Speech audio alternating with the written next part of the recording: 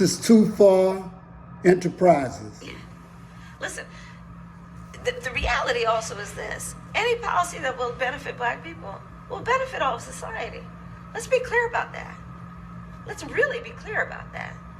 So I'm not going to sit here and say I'm going to do something that's only going to benefit black people. No, because whatever benefits that black family will benefit that community and society as a whole and the country. Right? Now let's get back to... So, that lets us know the same thing that Trump will do for us, she's going to do for us, which is nothing. And so why do we expect for her to be able to do anything anyway? You see, because it's almost an impossibility for Obama, Trump, Kamala, or whomever is in that president's chair to do anything that they just want to do. Because they do not run things. They're just the government. They're puppets. The real people who run this country, the United States, also run France, Britain, and a host of other countries, probably the whole world. And how I know this is, if you recall in history, Andrew Jackson attempted to take America off of the gold standard, and they tried to assassinate him. Kennedy, John F., said that he was going to remove the money-making power away from the Federal Reserve to the Department of Treasury, and he never got a chance to do that either. He was assassinated.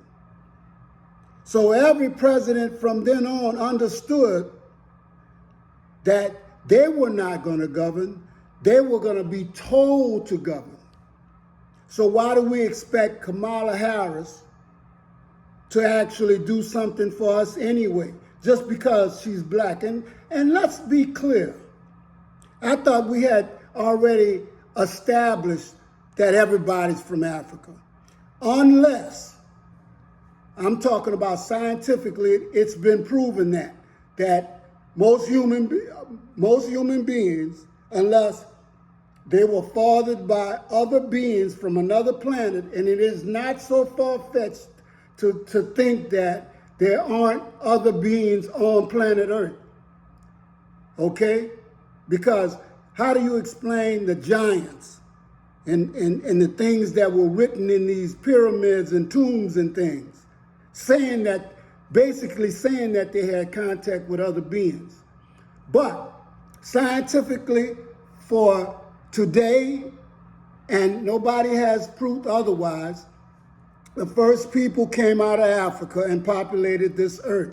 No matter where they may have been, for how long people talk about they were in these countries like America and everywhere else, that is the story. That is what has scientifically been proven. We all Africans.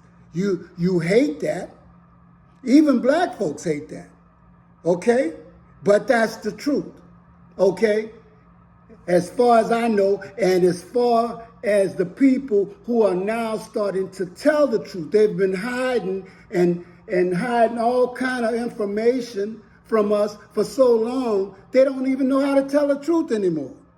But DNA don't lie.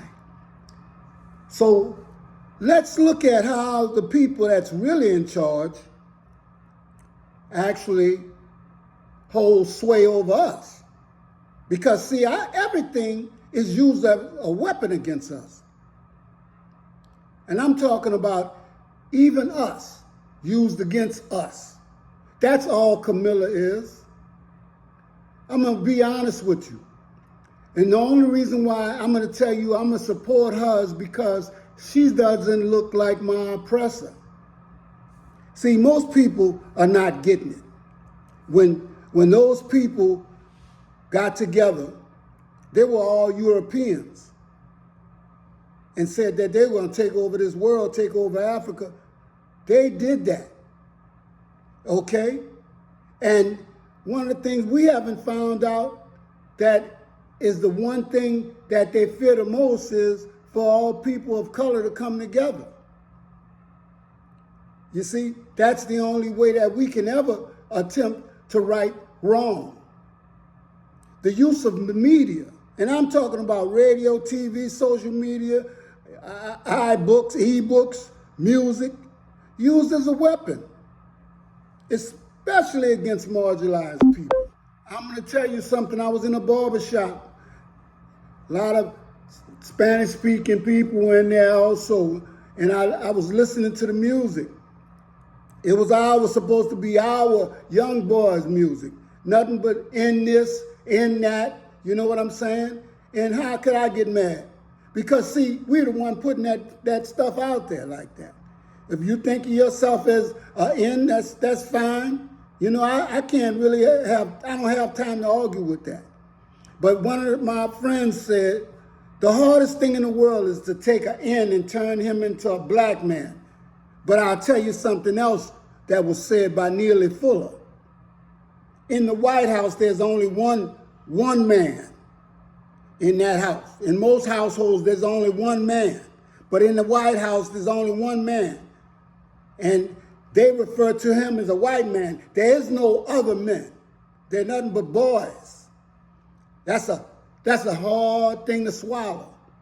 But you see, most of the time, we can swallow that when that man comes around here or comes around your neighborhood or comes to your office or you go to his office, you know who's really in charge.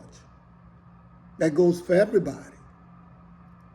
And it's a shame because you were created in the image of God, but you know you look like a man, but you get treated like a boy. And the only way that we're going to ever be able to take our manful places on this earth is to come together. But that is the trick of the divide and conquer. They use the media against us. How can you believe anything when 90% probably or 80% of all media services are owned by the same people who got most of the money, most of the land, actually, and they got your brain. They program you to hate yourself and hate anything that looks just like you. But they also program you to love them, your oppressor. And so that's why Kamala will get any support that I get. But we already know that electoral votes win presidential elections, not popular votes. And if you don't know, you know now. The use of money has been used as a weapon. Because when you ain't got none, you don't have nothing to eat. Okay? So if I take all the money and you have none, that's a weapon. That's like me having a gun and you having none. But most of all, neglect of respect. They did it to the slaves and marginalized people. Now we do it to ourselves, and we think it's okay.